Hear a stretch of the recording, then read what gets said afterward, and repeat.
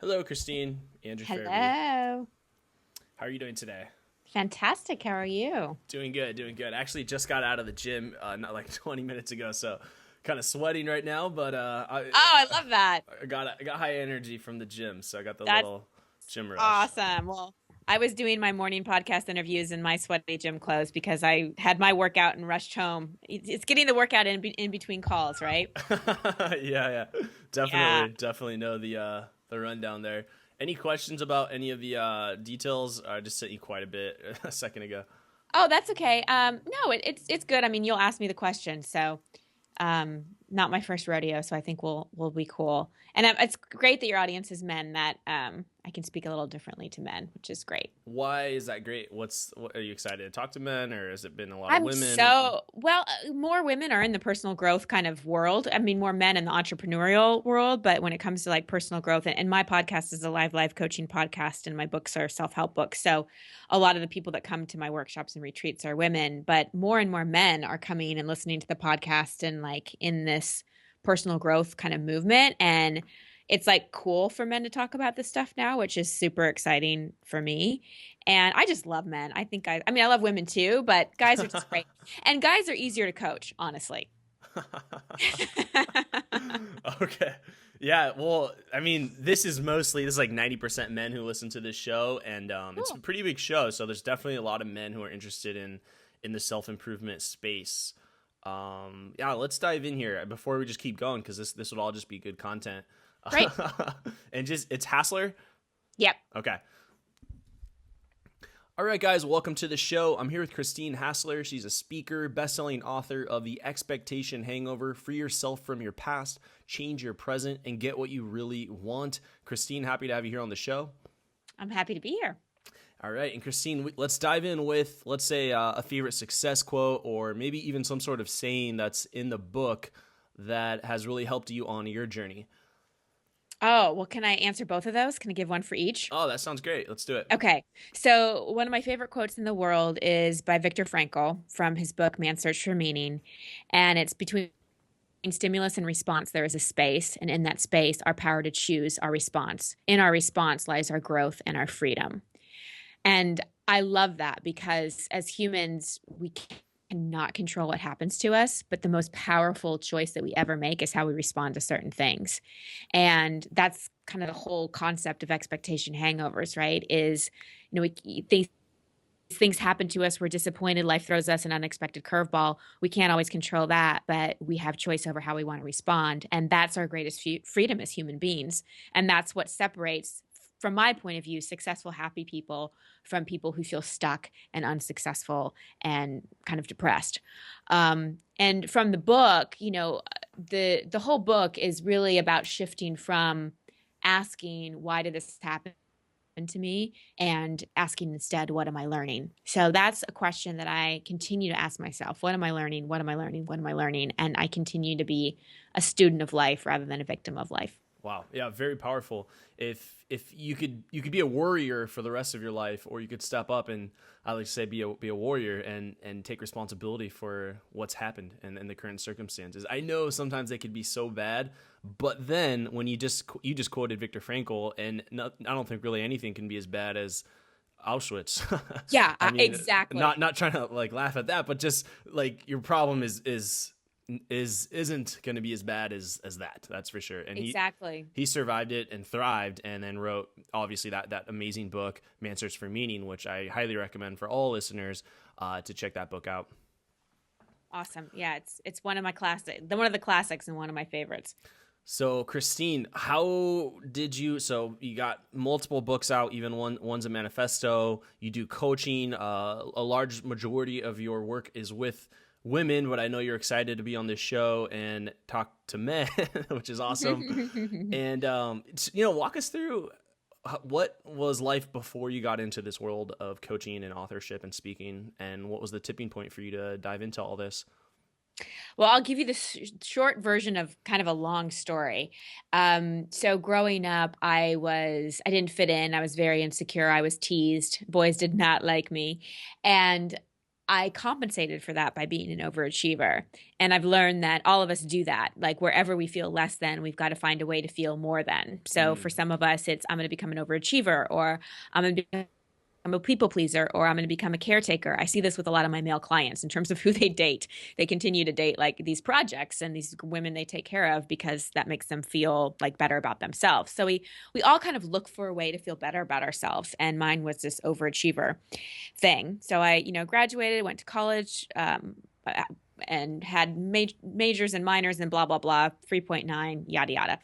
And I moved to Hollywood because if you're insecure and you have something to prove, Hollywood's a great place to go. Okay. And I worked worked my way up as an agent. So I was the youngest ever female agent. I was representing TV writers, producers, and directors, and I had the life. I mean, Oscars, Golden Globes, jets, was dating the head of a movie studio, so hanging out with celebrities all the time and making six figures by 25 years old. And I checked everything off my list. I had it all according to what I thought was it all, but I was miserable. I was unhappy. I was depressed. I was really bitchy. I just did not like who I was. And nothing I did seemed to fill the void that had been there since I was honestly a little girl. And so I ended up quitting my job, which wasn't an easy decision to make, but I just got to the point where I couldn't handle it anymore. And then in about 7 months, it was my perfect storm. So I quit my job, which was my whole identity. So I went into a depression because I didn't know who I was. I got disowned by my family because I made a choice that my mom didn't agree with. We're fine now, but it was very traumatic at the time. Right. I got diagnosed with an undiagnosable autoimmune disorder. I went thousands and tens of thousands of dollars into debt, and I got engaged in 6 months before my wedding. My fiance dumped me. So in a period of, 7-ish months, I lost career, family, health, relationship, money. Yeah, those are like all the things. Like if you've been to like Tony Robbins, it's like health, wealth, relationships, and happiness, and it's like it sounds like you're not meeting any of those at this point. No, I lost them all. This is the nothing. tipping point. I'm feeling the tipping point coming. Okay. That was the tipping point, or as I call it, my bathroom floor moment. Bathroom floor moment. Yeah, is that like a female way of? Yes. Okay. Yeah. So here's the thing, guys. Like, Okay. you women, we have our crazy moments, and I don't know why we go to our bathroom floors. They're totally disgusting. But for some reason, like when we're down in the dumps, like laying on your bathroom floor I'm not the only woman who's done this. And it was in Eat, Pray, Love, that book that all women have read. I've read a lot of books. Too. I haven't read that book. I know. I'm not surprised. It's okay. I read a lot of books too. Okay. All right. Okay. But anyway. Bathroom floor moment. Guys can relate to this. Dark night of the soul, perfect storm, tipping point. There like it is. Just when you crash and burn, right? It's the hero's journey that Joseph Campbell writes about. So in that moment, I was really contemplating whether or not I wanted to be here. Like I was really contemplating suicide, honestly. And I know that people listening have been through far worse. But for me, in my life experience, that was the tipping point.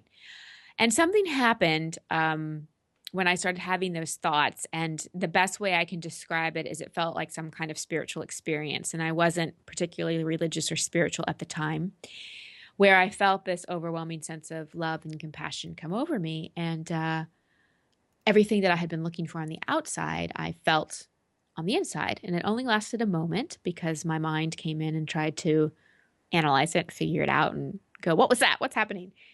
But it was enough of a taste of what I had been searching for that I became devoted to experiencing that again. And I made a promise that night to whatever higher power I believed in at the time, that if I figured my way through the dark night of the soul that I was having, I would dedicate my life to helping other people.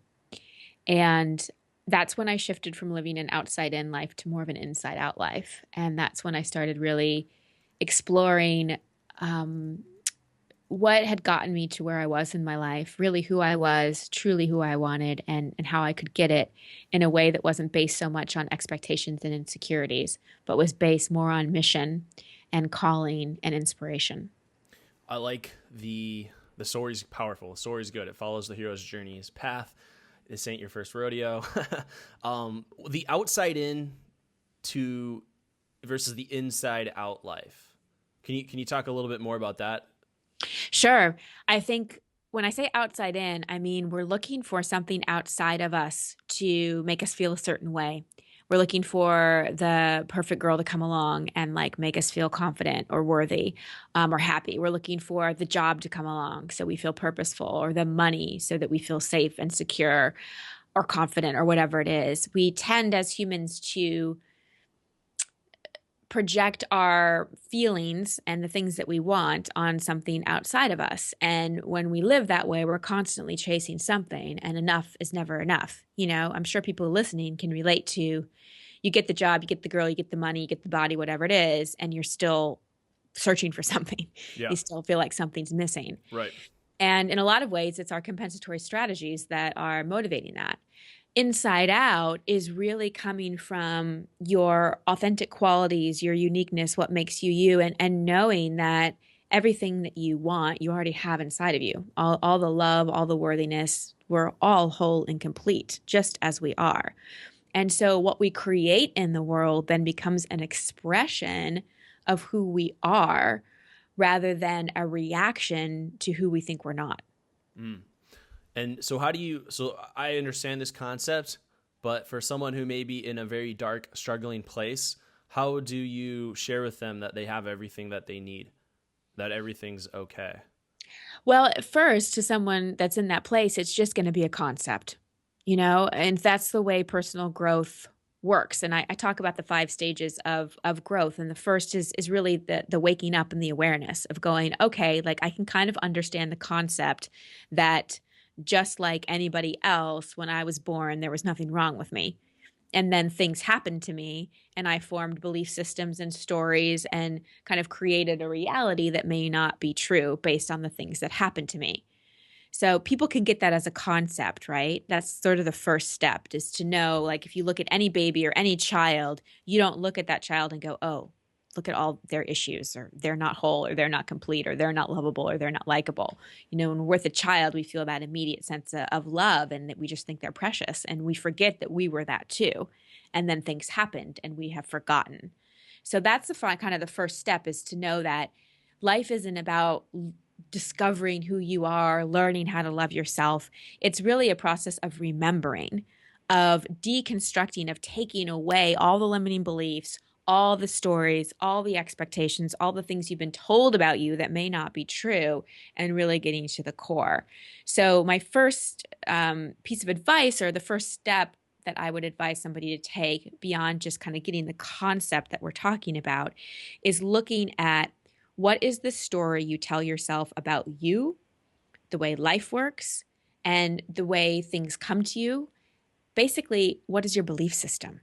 And what is that belief system creating in your life? Okay. And looking into this, I think that I could see how the past plays such a role on our present state, and how it can prevent us from breaking through. Like if we look at your story here, what was it like for you to you had a massive catalyst? There was a massive breakthrough that happened, but even then, to overcome the insecurity that you're not enough to share this message, that who are you to write a book, who are you to lead events and be a speaker, who are you to be on this podcast? Maybe not right now that those aren't insecurities, but when it first happened, Mm-hmm. how did you overcome some of those feelings from the past? Well, and this is not just how I do it. This is how we all do it. A lot of times our insecurities can be incredibly self-centered and a bit narcissistic. So let me explain what I mean by that. If I'm sitting around going, who am I to share this? Who am I to serve people? Then I'm really just thinking about me. And I think all of us who want to make an impact, want to feel purposeful, we've got to think bigger. We've got to think about the mission. We've got to think about the people we can help, the people that we can serve. And what I'm really aware of is, I'm just going to pause for the siren for a Okay, yeah. second. So, editor, there's a siren here. If we could delete this part. Where are you located right now? LA. Yes, I was gonna say, it actually kind of adds to the vibe that you're in LA. We got sirens and stuff. Are you in traffic right now by any chance? No, I I'm really, kidding. I'm kidding. I'm in my house in Brentwood, but I don't live that far from a fire station, so sometimes it happens. Nice, nice. Okay, Okay. let's presume editor. Let's put it right back in right now. Okay, I'm just thinking of what I was saying. Hold on, because I was so in the flow. Let me see if I can get it back. Um, what was I just talking about? I asked you about the insecurities, about stepping up and Oh, serving. yeah. Basically about serving. Yeah, Yeah. yeah. So to get out of our own way, really what we have to commit to is a mission or a vision. We have to go beyond our insecurities. A lot of people come to me for coaching and they're like, well, I'm waiting to launch this or start this business until I feel better, until I'm not scared. And my response to them is, well, you're going to be waiting a really long time then. Because I don't know any great leader, any entrepreneur who hasn't started when there hasn't been self-doubt or fear. Those are normal human things. Everybody has that imposter syndrome and who am I syndrome. And what I always remind myself of is I'm no better or less than anyone else. And if I focus on who I'm serving and the bigger picture and the mission and get out of my own way and stop making it about me and am I good enough, then it's the mission that pulls me forward. Too many of us try to push ourselves with motivating ourselves and giving ourselves a pep talk and trying to amp ourselves up, delete our insecurities by revving up our confidence. And I say instead, allow yourself to be pulled forward by something, by a mission, by what you care about, by what you're passionate about, so that you get out of your own way. And the whole conversation about, am I good enough, isn't a conversation. I like that. And what is the process that you go through to really discover that thing, that mission, that purpose, that driving force? Well, I'll answer in two ways. The word passion. Do you actually know what the original definition of the word passion is? No. Suffering. So that is the original. If you think of the Passion of the Christ, that is where the word comes from. So over time, we have evolved the word passion from suffering to something we love. And oftentimes our mission and the things that we love to do in the world come from our suffering. Because what we go through, what we learn, what we experience, what we get to the other side of is usually what we want to teach, what we want to share in some way. So often, it's like our karma is our dharma. That's a quote that I've heard many times, meaning our life lessons, the thing we struggle with, become the things we give and gift to the world. So think of what you've suffered with. Think of what's been a struggle in your life and what you've gotten to the other side of. And this kind of brings us back to the hero's journey. Yeah. And what are the experiences and the skill sets and the lessons that you've learned that you want to share? The other way I help people answer this question is, what pisses you off? What makes you mad? What are you passionate about in the ways of wanting change in the world? Or what's a problem that you would really love solved?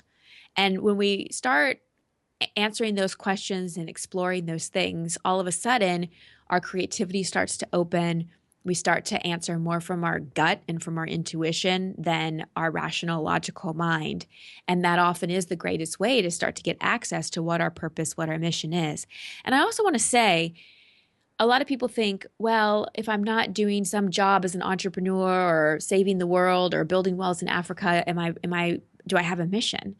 You can have a quote unquote regular job, like you can work at a bank or Starbucks or whatever, and still have a very mission driven, purpose driven life, because who we are in the world, how we show up as husbands, as fathers, as friends, as sons, as lovers, all of those things, that's part of our purpose. That's part of our mission. And I think sometimes we can get too wrapped up in our career and how we make money and think that's our mission and our purpose. But really our purpose is to uplift the planet, make a positive contribution by just being a good person. And that is a big mission. That is a big mission. And I like this. I have heard about the passion and the suffering, just those words in relationship to each other. I was watching an interview with Jerry Seinfeld recently, and he said this, and it really blew me away. He said, it's a blessing when you can find the thing that you were willing to suffer for. I love that. Jerry Seinfeld, look at him being profound. I know, but actually, like the whole thing was profound. He's actually a very profound Yeah. guy. I mean, he's worth over $1 billion. It's not a coincidence that he's extremely gifted. But that, I think when we look at that, it's like something that we're really passionate about, and we come into that conflict, we come into that struggle where we can easily pull back. It's like, it's supposed to be. I thought it was supposed to be easy, and it's like putting our feet in, cold water, and then we like dabbling instead of actually jumping all in and going in it. I think there's a confusion between passion being like once you find it, everything is more smooth sailing. In fact, I think it's actually going to be more difficult because of your relationship, because you so badly want it to work, and that when it doesn't work, it's like extremely. I think it's more painful. Yeah, and sometimes it's more difficult. I also just think that things become pressurized. It's like once you decide that you're going to start getting out of your own way, you're going to start taking risks, you're going to stop moving from outdated belief systems and old stories and really start to change and start to grow and start to be committed to a bigger purpose or bigger mission, take risks, all those things. It's like the universe responds to that. And so things speed up, things quickened, more comes at us for us to kind of slay through faster. So when we play it safe, it can seem like smoother sailing, but really it's just prolonged suffering and of never really stepping into what we truly love. When we do take those leaps of faith, it can be, there's a free fall that happens with a leap of faith, and it can be challenging, and there are lots of dragons to slay. However, I'd much rather do that and get through that pressurized time and be focused on my mission than live a life of comfort and safety and control and certainty, but have this low-grade depression and suffering because I'm never really stepping into who I truly am. Mm. Yeah, very powerful. I think that we don't like we don't do it. There's that resistance. Like it's like we might know what we want to do. Like I think a lot of us have the goals, and we have this idea, this direction that we want to go in, and then there's that resistance where like we might actually do something like entirely different, and then it's important, so we end up doing it. Like we just have all the excuses when it comes down to doing what really matters. Mm-hmm. Resistance. Mm-hmm. And talking about like Stephen Pressfield's book, Yep. The War of Art is where I'm going. And I think it's more prevalent when it's something we're passionate about. Oh, absolutely. The more you care, the more resistance is going to come up, because it's like on some level, that you're going to have to face maybe some things you haven't wanted to face, right? Our fears, our insecurities, all that kind of stuff. It's like the greater the mission, the greater the passion, the more we have to be willing to be uncomfortable, honestly. Kind of going back to any great leader or anyone who's ever done anything great, they were never certain. They never felt completely sure or comfortable or any of those things. And resistance is really just that part of us that's trying to keep us safe. Right. So one thing I work a lot with my clients is to upgrade what your definition of safety is, because we have sort of a program primal wiring about safety that is outdated. I don't know about you, but I'm really not worried about where I'm going to get my food and where I'm going to sleep tonight and if I'm going to have a roof over my head. Like I feel my basic survival needs are taken care of. Right. But we're still kind of wired on that basic self level of like freak out survival mode. And when that resistance comes up, it just wants to kind of contract us and go, oh, I'm surviving. Like that's enough. But in where we're living and how our consciousness is evolving, we're not satisfied anymore as human beings unless we truly step into our full potential. And I think too many people play it safe because they don't want to get through that resistance, but then they never really step into their full potential. Yeah. And having worked with primarily a lot of women, what is it like in your experience for like do women want to see their man moving in this direction on purpose, progressing, involved in this personal development, working on himself? Like, what is your experience of that relationship in your work with women? Oh my God. If I had $1 for every woman that said to me, where are the men who are doing this work and are on purpose and into personal development? I would be rich. It's just like women are so craving men who are on purpose and who are doing the work and are taking responsibility. It's definitely something that, and again, we're just talking about kind of we're making generalizations in heterosexual relationships here. So I just know that that doesn't apply to everyone who's listening. But speaking just in that context, women are very attracted to men who are on purpose. The hardest thing about it is a lot of times men who are building their purpose and building their mission, they're very singular focused. And so a lot of times the time that a woman would want maybe for a relationship, a man may not have while he's building his purpose. So I coach men on really stepping into their purpose, really working on themselves, really becoming a man, not just a guy, but a man. And I work with women who say they want a purposeful man, and also respecting that, all right, he may have singular focus. You may feel like you're not a priority, but that may not necessarily be true. It's just he's focused on purpose and mission right now. And it's harder for women to understand the timing of that. Does that make sense? It does make sense. I'm following along. And I'm wondering, let's say that a woman does meet a man and he is fully in that purpose, on his mission, really, really moving into that and being successful at it. And then he does meet this woman and then starts shifting his purpose, his energy onto that woman. What do you think? What do you think would happen in that situation? At first it would feel amazing, and then it would implode. What do you mean? And yeah. Let's go into why. Yeah. Yeah. So, for the woman, like implode is just such a bad word.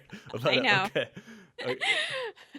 I could say it just wouldn't be that great, but implode felt more powerful. Okay. So at first for the woman, I'll speak from the woman's perspective, it would feel great. You're the center of someone's life. You're their purpose, all those kinds of things. But after a while, it starts to feel like too much responsibility and a little like, wait a second, I'm your purpose. Like this is like feeling like too much. So to me, and I'll come back to kind of that question in a second, but let me just kind of give a preview to where I'm going.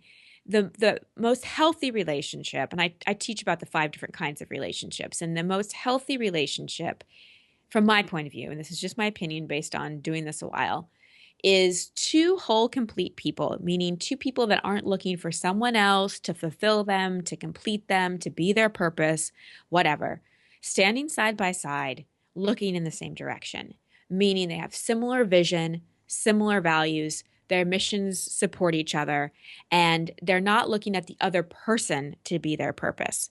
Because the truth is, man or woman, we don't want any person to be our purpose. Our purpose is really to grow and evolve as humans and to express our greatest qualities in our relationships, our work, everything like that. When we make any person our purpose, it puts them on a pedestal of some kind, and it detracts from looking towards the values, the vision, the mission. And instead of looking ahead of us, we're looking at another person. And it's hard to move forward in life if you're consistently looking at somebody else. So the reason I say it implodes is because I think for all people, not just men, it's important to have purpose and mission that isn't dependent on someone else. That's really our own personal calling, what we're here for, what's aligned with our values. And then the relationship becomes a support for that. It becomes an expression of that. It becomes the person that we can trust, that we can talk to, that we can lean on in those times. But we don't project our purpose onto a person. Yeah. I just wanted to shed some light on that. I think it's an important concept and topic when I think men are in many ways working on themselves in order to attract the partner that they want. And there's nothing wrong with that. I think it's a healthy, what you want to improve your life so that you're more attractive. That's great. But when that stops, like when you stop improving, when you stop doing what you were doing because you finally Right. have someone, then it's like, and then it's like it goes, your energy shifted this way. Then I could see how that would be. I guess it could implode. Yeah, yeah, yeah. It's distracting. And I was having this conversation with a man last week, and he's on purpose. He's doing really great. And then he was, telling me he's gained weight. He's been really stressed out. And I said, why? And he said, well, I've got, this relationship right now. I've been with my girlfriend 2 years. She's just been going through some stuff, and she's just been kind of a project for me. And I'm like, the whole time you've been together? He's like, yeah, but I love her. And I go, so you're trying to save her? And he's like, well, yeah, kind of. And I said, well, you're kind of interfering with God's work. Like if you're trying to save somebody else, and maybe it's time to bring the focus back to you, because look at what you've sacrificed in your life and trying to save this other person. And, I'm sure we've all heard the phrase, catch fish for a man, he eats for a day, teach him to fish, he eats for a lifetime.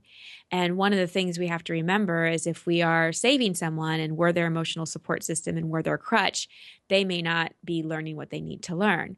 Now, that said, all of us in life go through things, and we're going to want to support our partner through that. But it's really knowing the difference between when you're being a supportive, loving partner and when you're taking on a project and going into over responsibility for saving someone.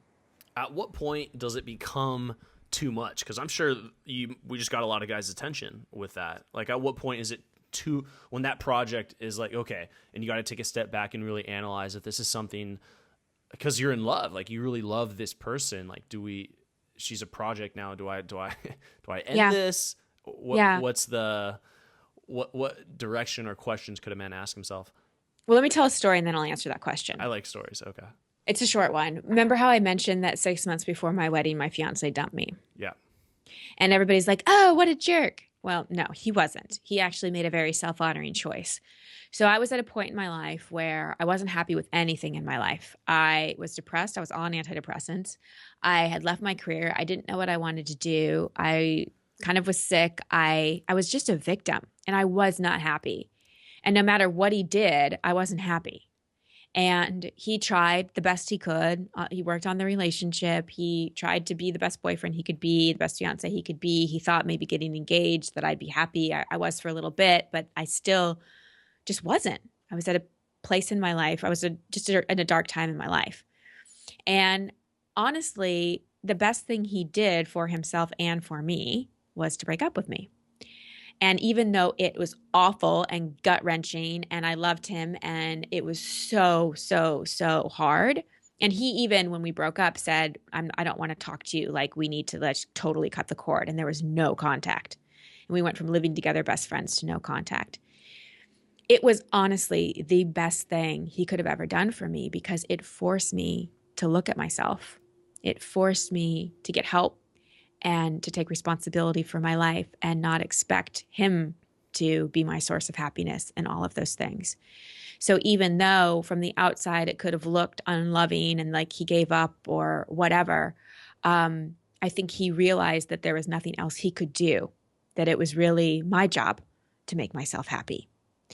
And because he had the courage to do that, I learned how to do that. And I've never had that kind of relationship again. So I think what's hard for men is, because I believe I think men are great. I think men have great hearts. And I think it's very hard because men are fixers. You guys want to take care. You want to fix. You want to help. That's what makes you so great. That's sort of the masculine energy. And knowing that, people have their own curriculum, people have their own lessons, and that when it comes to a relationship, if someone, is really hurt or struggling or has something they're dealing with that's beyond the scope of what you can quote unquote fix as their partner, it's like making the self-honoring and most loving choice to not continue, because otherwise it can become a codependent relationship. Right. It can kind of become the relationship where the person relies on you to take care of everything and they never develop their own autonomy. So it's like you love them so much that you're going to let them go so that they can grow. I don't want to make that rhyme, but there you go. That was good. I think that's letting go. I think for anyone. I think it's hard. I think for men, I feel like it is harder just from some of the from the research that I found when I wrote a book about breakups for men. There's just different chemicals in men with the loss, and I think letting go, we'd rather keep and fix. Right. We'd rather fix it. It's like it's like ingrained. Like I'll go down with this. Like I'll fix this. If you're going down, I'll go down trying to fix this. And I think sometimes that sacrifice, we should really analyze a second time. Yeah. Yeah, and there's a difference between, because the other thing that's wonderful about the masculine is your ability to be present, and the greatest gift that men can give to women is just that presence, where we can flail in our stories that don't make sense and our emotional highs and lows, and you guys are just that kind of that anchor, right? That presence. And I'm not saying that, whenever there's a problem or a woman has an upset that, you should leave her and let her figure it out on her own. But what I am saying is that there comes a point where it's beyond just being present. You really are trying to save her. And it's kind of like the whole of if you help a caterpillar out of a cocoon, like the cocoon, like for a caterpillar is really hard. They struggle so much in it. And if we could see the inside of it, we'd see it really, really struggling. And the tendency is to want to help it. But if you do that, it dies. And so I know it can be so painful to see someone struggling, but oftentimes when we try to swoop in and save them, we don't help them and we don't help ourselves because we end up getting distracted from our own purpose. Wow. I think many guys are, rethinking a lot of the relationships they're in currently or the ones that they may engage in the future. This is good. And you brought up a good point where I think as men, we think she might want, our car or money or gifts, flowers, but the right woman really wants you said it, like your presence, your time, your smile, your honesty, your effort, and you choosing to be with her. Right. And the thing too is like when you're not in a fix it relationship, you men, you have like, okay, so if you're in savior relationship and you're fixing a woman, like it's kind of a distraction from having to look at your own stuff, right? So in being with a woman who's more of a match, who takes responsibility for herself, it gives you the opportunity to take responsibility for yourself and really look at, your shadow, and be vulnerable. And it allows for a greater degree of intimacy because a relationship can be either something that triggers us to grow because it's two people taking responsibility for themselves and using each other as mirrors and really supporting each other. Or it can be more projection based where you're just playing out issues and triggering each other and, playing out things that you learned from your parents, so on and so forth. So I think you have to get really kind of clear about the relationship that you want. We need a vision and a mission for our relationships too. And if you're with someone that's not the mission and this isn't the picture you want, then it's time to maybe ask yourself some hard questions. How would you suggest a guy engage in that type of start that conversation in a relationship? Like building that mission, building that purpose together. Like how can a guy start that? Like, especially if this is a new conversation in that relationship. Have the conversation with the partner, with the girl? Yeah, with the partner, yeah. Yeah, like just starting that.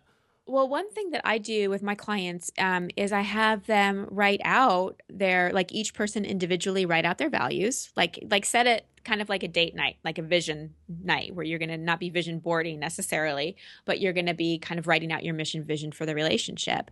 And then each separately write out your top 5 core values. Everybody should know their core values and compare and see which ones are similar. And then write out a vision for the relationship. Like what, when 2 people come together, it makes 3, right? And from my point of view, one of the reasons to be in a relationship is so that you can accomplish, learn, do more than you could on your own. And in order for that to happen, the relationship itself has to become its own entity. So talk to your partner about what the vision is for the relationship. What are the values for the relationship? What are our priorities? What are some agreements we want to make? And where are we headed? And how do we want to impact the world through our relationship? I like to surround myself. I'm single now, and I really love to surround myself with uplifting couples. Couples that when you're with them, you feel uplifted because they don't degrade each other. The woman doesn't emasculate the man, right? And the man doesn't not respect the woman. Like they just have this mission of making the world a better place just by being in love, right? And bringing more love to the world. And so the other thing I advise people to do is to pick other couples that they can be around and really double date with people that are, couples that are healthy and uplifting and also have a mission and a vision that they're committed to. Yeah, I like that. I like the exercise a lot. I was kind of thinking about how that would work out, and I like that you both do it separately so that you can, and then you exchange, right? And you let the other person look. So you get to go like, oh, wow, like this is what they want, and this is the values. And then based on that, you can construct something where it's like two people like morphing their value, like creating a power statement or a mission statement for the relationship together. I think that could be very fun, and I think it's very vulnerable. I think it's very intimate, and I think it's a great way to really connect at a very deep level, especially because probably most people haven't done that before. So if you're the first person to really step forward and kind of take a leadership role in that relationship, I think the woman would find that very arousing and like, wow, he really cares about, my values. He cares about what I want out of this. And it's like taking another step forward there. Yeah. And I think we're too consumed and fixated, maybe more so women than men, with when are we going to move in together? And when are we going to get married? And when are we going to this? And da, da, da, da. And if we spent less time thinking about that stuff Yeah. and more time thinking about how are we going to grow together? What's our vision? What are the values we always come back to?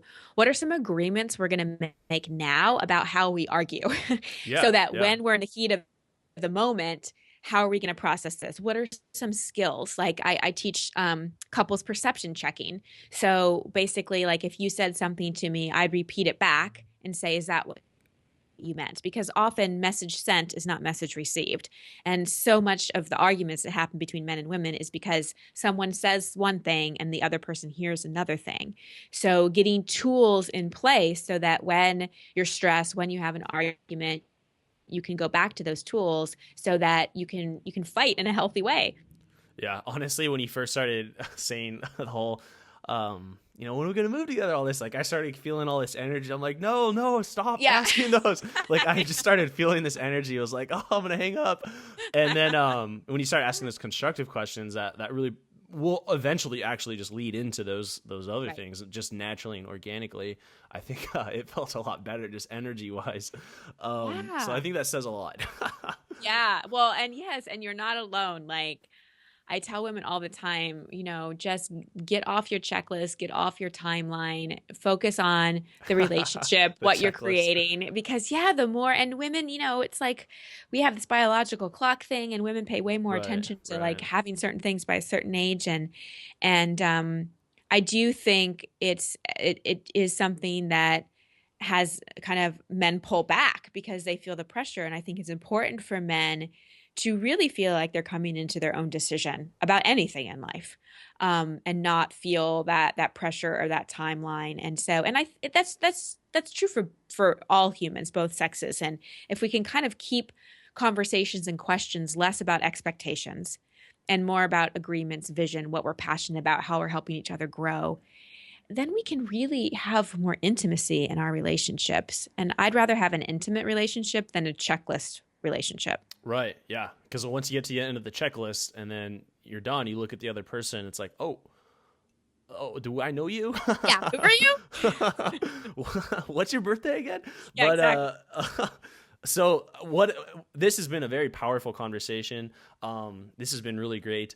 I'm curious. You're a very powerful woman. You've written books and you lead events and speak.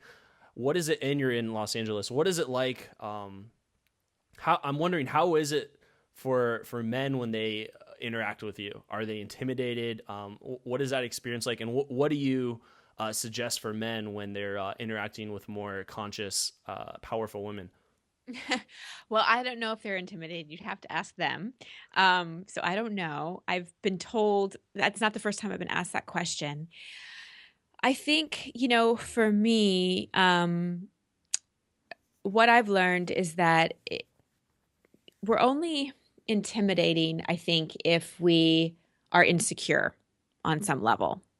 And what I mean by that is I feel like a lot of women who are in powerful positions sometimes get even self-conscious about it, right? Because they don't want to be intimidating. And so, like, not trying to be intimidating becomes intimidating, if that makes sense. Yeah, yeah, yeah. And so for me, how do I want to answer this? Hold on, you might have to edit this because I want to like be answer this as honestly and as vulnerably as I can. All right, I'm just gonna go for it and be vulnerable. Go for it and be vulnerable. Yeah. Honestly, the more successful I've gotten, and the less I've had emotional baggage, the harder dating has been. When I was less successful and had more issues, um, there were more men lined up, if that makes sense. Is it because And you need? Is it because you were wanting to be saved, or like the project men come in? I think it was both. Okay, I think it combination. was It's both. usually a combination of the two. Okay. I think it was both. I think the clearer that I've become about really what I want, and I love my life. I'm really happy. Nothing feels like it's missing. Do I long for partnership? Absolutely, 100%. But I won't settle at all. And so I don't think my success is intimidating. I don't think that's it. I think what can be intimidating is if someone's going to be with me, they're going to have to be willing to look at themselves, right? They're going to have to be willing to move through resistance, to face shadows, to be committed to a mission, to all those things, because that's what I'm really committed to. I live a life of deep authenticity. I live the hero's journey life, right? Or the heroine's journey life, I guess you could Right. say. Yeah, yeah. So I think what's maybe more intimidating is that men may feel that, And so what I would say to men who may feel intimidated by a woman is like, just speaking for myself, and maybe I'll speak on behalf of women, like we need you too. Like we definitely do. And just because I or another woman is successful or has her stuff figured out doesn't mean there's not room for you, and doesn't mean we don't need you. We just need you in different ways. I don't need you to fix any issues for me, but I need you in terms of partnership, in terms of support, in terms of growth, in terms of having someone to share with and celebrate life with. So don't let it be intimidating. Really let it be an invitation to be met and to be matched and to be supported in a different kind of way. Well said. I think you led with vulnerability and you hit it home. I mean that I don't have a follow up question for you.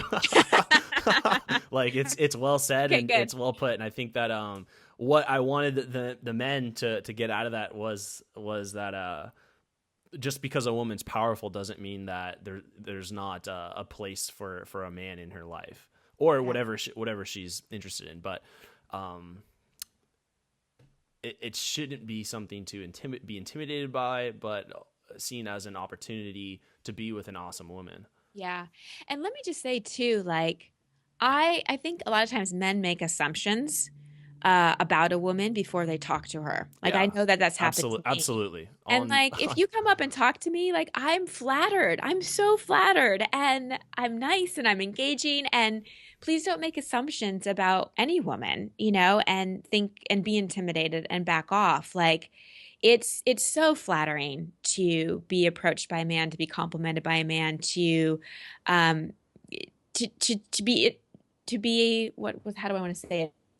To know someone's interested in you. It's very flattering. So for the men out there, like just go for it. And even for men that I haven't felt the connection with, when I have been approached, they have asked me out, I've always responded with love and celebrating them and letting them know that I'm flattered. And I'm just, I guess what I'm really encouraging the men who are listening to do here is to not be intimidated, because oftentimes it's the person that we don't go up to that could be the best person for us. So don't play it safe.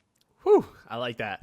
All right, that was great. Let's go into the knowledge round. Just going to ask you a few more questions Sure. here, and we'll dive a little bit deeper. So, are you ready for the knowledge round, Christine? I'm ready. All right, all right. What we have touched on this topic a bit, so I'll look for like an action item. But what advice would you give for someone who's feeling really lost about where they're at, lost about their purpose? Um, if you're feeling lost about your purpose, that's when I would reach out for some help, some kind of coaching, working with someone.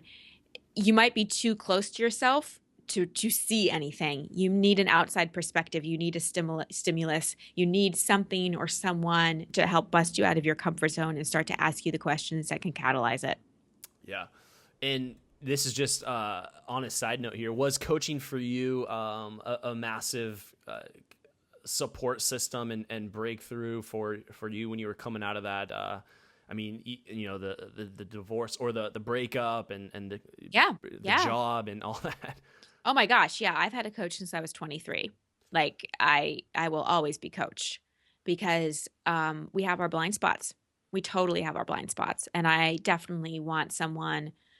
And this is the other thing, I think this in romantic relationships, we kind of expect one person to be our everything, and our coach, our best friend, our lover, like all those things. And I think it's important for all of us to have outside sources, coaches, mentors, people that pull us forward, call us on our BS, and remind us of who we really are. One thing I've noticed about men is that they don't, if they feel like they're reaching out for a coach, it's a sign that they need help and that they don't want to feel like they're in a position where they need help, although they would like to grow, is what I've seen from a lot of men via email and just being involved in this community. Yeah. Yeah, It's yeah. I think we all need help at right. some point in our life. And just like often compare it to sports for men. Yeah. That's Um, what I you do too. know, Yeah. yeah, exactly. Like just to continue with that, like Kobe Bryant has, or Michael Jordan or Michael Phelps or UFC fighters, whatever, like they have like multiple coaches, a nutrition, a diet, a fitness. They have someone for, if it's a fighter, they have someone for stand-up game, for the ground game. There's like so many coaches involved and surrounded by that one powerful individual. And even politically, I mean, there's board of advisors in the government, and then also like in the companies. Support, I feel like, is what makes a powerful person extraordinary. Absolutely. Absolutely. And I really do think that we don't know what we don't know. And having a coach helps us with that. So it doesn't make us weak. It makes us actually quite smart. I like that. And what would you say was holding you back from becoming the woman you are now today? Fear. I really thought that in order to move forward, I needed to not have fear. And what I've learned is that courage isn't the absence of fear, it's moving forward in the face of it anyway. Yeah. So I think I was just scared of the unknown. I really was addicted to certainty and control. So it's been letting go of those things and taking the leaps of faith that I've been willing to take. Yeah. I like that. I like that that analogy there with the fear and the courage. That's great. What would you say are three of your most influential books? And we'll be sure to mention your books. I think we have a little bit, but we'll mention your books at the end. But what would you say are three of your most influential books that have helped you really break through on your journey? The Alchemist. I love stories, and I just love that story of change. And I read that book probably in my early 20s, and it planted seeds that I think are still sprouting. Um, Man's Search for Meaning, which we mentioned, it really just puts things in perspective, big time, of the power of our mind to be able to shift anything, and that we create our reality through what we think. And third book, what do I want to say? I love so many. You know, I'll mention one that I recently read. So, Authentic Success by Robert Holden. Robert Holden is one of my favorite coaches and speakers and teachers. And reading that book helped me reorient my definition of success. And it helped me really learn to trust that I could be successful by just being the most authentic version of me. Yeah, I like that. I'll have to check out some of those books there, add them over to the list on Amazon. And so this next one I have for you, Christine, is a scenario. So if you could envision what, let's say, 25-year-old, well, this is so much of your story. So envision what 25-year-old Christine was up to and where she's at currently in her life. And if you had 60 seconds to share with her a few words of advice, what would you tell her to do and what would you tell her not to do? Mm. Well, first thing I would tell her is stop being so hard on yourself. You are using self-criticism as a form of motivation. And although it's successful because it gets you to do things, it's exhausting, it's making you sad, and in the long term, it's not working. So start to become your own best friend. Start to treat yourself kindly. Start to be curious about what really excites you in the world and start to find that place of inspiration so that you can be pulled forward in life, so that you can move from what's so amazing and wonderful about you instead of being so hard on yourself and trying to push yourself forward that way. I like that. I think we all could use a little bit of that. Well, even if you have to summarize some of the main points, which we've discussed, that's perfectly fine. But what would you say is your philosophy on life and success? My philosophy on life. Oh my gosh. Well, we kind of talked about, well, my philosophy on life is that it's one big, gigantic school, and we're always learning. And we have our unique lessons that, in a lot of ways, from my point of view, are predetermined. And our free will impacts the cast of characters and the timing that we may learn these lessons in. But we all start out as love, as knowing we're whole and complete. And our journey through life is to come back to that place, to remember who we really are. And along the way, experience as much love and as much joy and as much prosperity and creativity and connection and sensuality and play and all of that. I really feel as humans, yes, we're here to learn and grow. And yes, there are the challenges, but our true essence and our true nature is to enjoy life. And perhaps we get too obsessed with money and job and relationship and all those things, and we miss out on what truly feeds our soul. So my philosophy on life is really be love and do what you love and share love with as many people as you can. I like it. Very well said. And now, Christine, what is exciting you today? What's really getting you out of bed in the morning? What I'm really loving right now. Well, I love everything about my life. I love my life. That's I great. really do. That's great. But I started a podcast a few months ago called Over It and On With It, where I'm coaching people live on the air. I've always wanted my own like call-in radio advice talk show, and I pretty much created it through a podcast, and I'm loving it. It's amazing. In like 15 minutes, the conversations we're having, all the different people from all over the world that are calling in, just that I figured out the technology and launched it and did all that on my own. Like I'm proud of myself for that. And, Yeah. I'm just loving it. I'm just loving being of service. I'm at the point in my life where I just don't have that much stuff to work through anymore. I did so much of that. I'm only in my 30s now, but I just did so much of it in my 20s and early 30s. And I'm just at a point where I just want to share, and I just want to contribute and I just want to help people. And that's an amazing reason to get out of bed. Absolutely. It's a really good driving force to get out of bed. And for all the listeners, please check out, let's take a look here, ChristineHassler.com. You can Google it. It pops right up. It's 2 S's, ChristineHassler.com. And then if you do that in Amazon, you'll get a chance to check out all of her awesome books here. Expectation Hangover, which we did talk a bit about. And then she also has something on 20-something, 20 everything, A Quarter Life Woman's Guide to Balance and Direction. I actually just, before the interview, I bought that for this girl I'm dating. I saw that and I was like, oh, let me get this for her. She looks like this could definitely help her out. I hope it does, so, for both of your sakes. Yeah. That's why I put it there, because guys, I don't know, why would I buy that? But if you're dating somewhere in a relationship, it seems like it could, based on the reviews, it looks like it's an excellent resource for women finding their path and getting into this conversation here. Yep. Any other platforms where the audience can connect with you? Just the podcast Over It and On With It. It's on iTunes and Stitcher and all those podcast platforms. Right. Yeah. All right, Christine, this has been a fantastic episode. We went in and around in a lot of different areas, and thank you for leading with vulnerability and sharing your story. The lessons are invaluable, and bringing on a woman onto the show adds a really good fresh perspective. It really does. So I want to honor you and thank you for your time, Christine. Oh, it's my pleasure to be here. Thank you so much for having me. All right, we'll go ahead and put a cut there, and thank you again. I'll shoot this out to your team. I think I'm working with a publicist, and it should go live in about 2 weeks. Okay, great. About less than 2 weeks, and then we'll stay in touch from there. Thanks, Andrew. I love what you're doing. Awesome. I love what you're doing too. You keep doing what you're doing. It's great. I checked out all your retreats and stuff, and I was like, this is awesome. I was excited you. for the interview.